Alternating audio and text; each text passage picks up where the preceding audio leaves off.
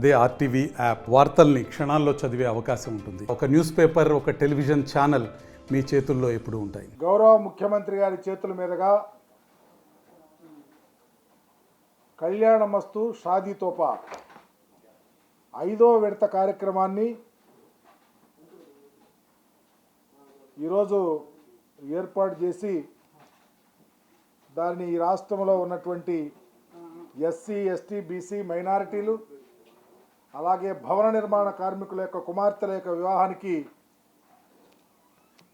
సహాయం చేసే ఉద్దేశంతో దరిదాపు 78.53 కోట్ల రూపాయలు,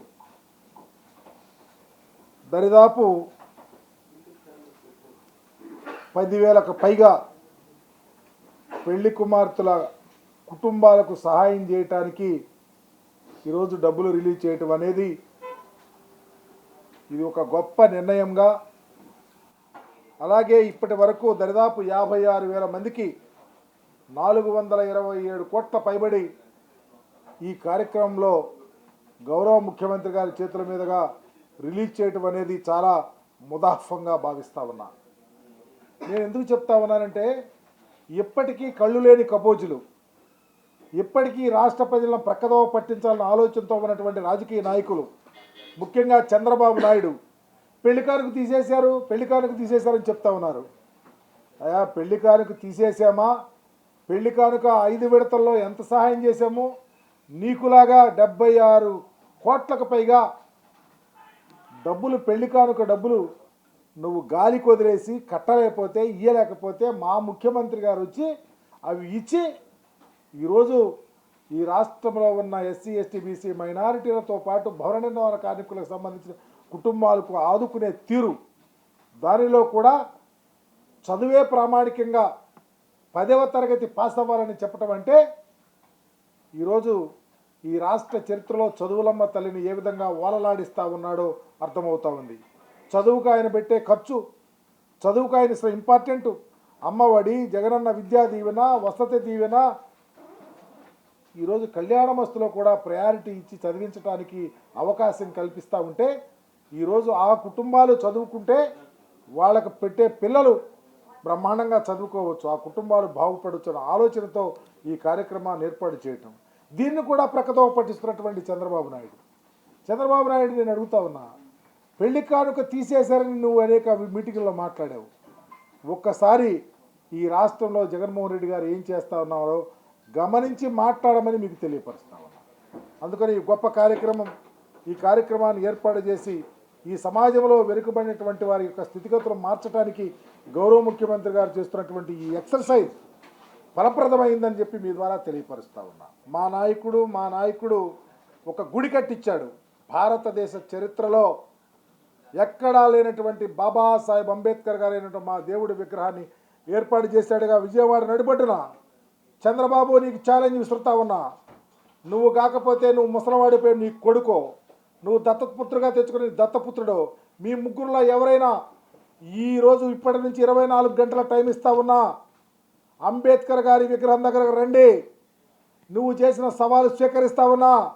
ఈ రాష్ట్రంలో ఏ ముఖ్యమంత్రి ఎలా చేశాడో, నీ పరిపాలనలో మేమెంత మోసపోయామో, ఈ రాష్ట్ర ప్రజలు మేము ఏం సహాయం చేస్తా ఉన్నామో, ఈరోజు 2,40,000 కోట్ల పైగా 60,000 కోట్లకు పైగా ఈరోజు రాష్ట్రంలో డీబీటీ రూపాయలు ఇచ్చే ప్రజలకు ఇచ్చే సహాయం కానీ, సంక్షేమం కానీ, అభివృద్ధి కానీ, ఈ రాష్ట్ర ప్రజల యొక్క జీవిత విధానాన్ని మార్చడానికి చదువులమ్మ తల్లిని ఓలలాడించే తీరు కానీ, ఈ రాష్ట్ర అభ్యున్నతికి జగన్మోహన్ రెడ్డి గారు చేసే ఏ కార్యక్రమం ఏదైనా నువ్వు చర్చకు రావాలని సవాలు విసురుతా ఉన్నా.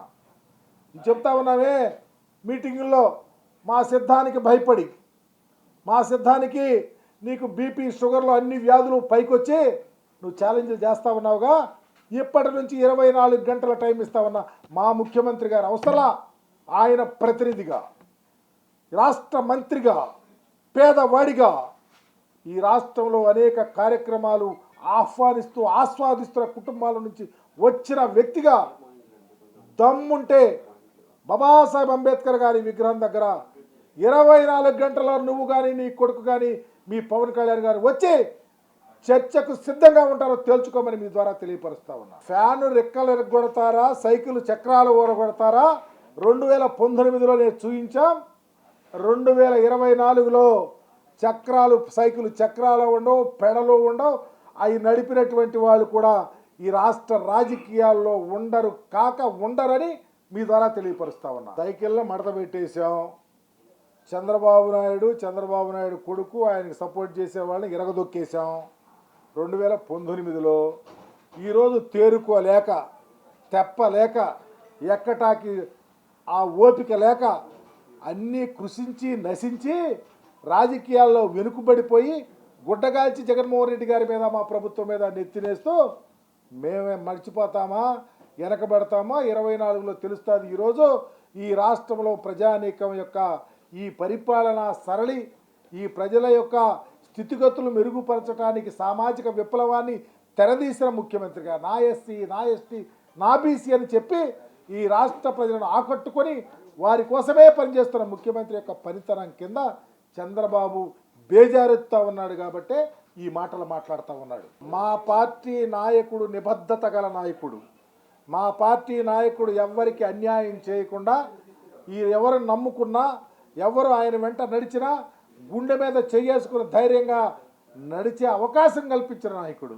అందుకనే ఎవరన్నా వెళ్ళిపోయినా తప్పిదాలు తెలుసుకొని, లేకపోతే చిన్న చిన్న పొరపాటు తెలుసుకొని మరలా వచ్చి మా పార్టీలో చేరే ప్రతి నాయకుడిని ఆహ్వానిస్తా ఉన్నాం. మా కుటుంబ సభ్యులే. మందలో నుంచి గొర్రెపిల్ల తప్పుకుపోతే మరలా కలిస్తే మేము దగ్గర తీసుకుని హత్తుకొని గుండెల్లో పెట్టుకుని తీసుకెళ్తాం. కాబట్టి ఈ రాష్ట్రంలో వైఎస్ఆర్ కాంగ్రెస్ పార్టీ అధినాయకుడు ఈ రాష్ట్ర రాజకీయాల్లో ఒక కలికితురాయి తప్ప చంద్రబాబు నాయుడుగా డొల్లలాగా ఉండడని మీ ద్వారా తెలియపరుస్తాం. దేశాభివృద్ధిలో ప్రగతి పథంపై పరుగులు పెట్టిస్తూ విశ్వంలో దేశాన్ని అగ్రగామిగా నిలిపేందుకు అనుక్షణం పరితపిస్తూ 5 శతాబ్దాల మన అయోధ్య రామ మందిరం కల సాకారం చేసిన శ్రీ ప్రధాని నరేంద్ర మోదీ గారి సందేశంతో బీజేపీ విజయ సంకల్ప సభ మీ ముందుకు వస్తుంది. ఫిబ్రవరి 20 మంగళవారం ఉదయం 11 గంటలకి భైంసా, తాండూర్, భువనగిరి, మక్తల్ నుండి యాత్రలు ప్రారంభం. రండి, తరలి రండి లక్షలాదిగా. వికసిత్ భారత్ సంకల్ప సాకారంతో తెలంగాణ భాగస్వామ్యాన్ని పెంచండి. మళ్ళీ మోదీ గెలవాలి, మన ప్రధాని కావాలి.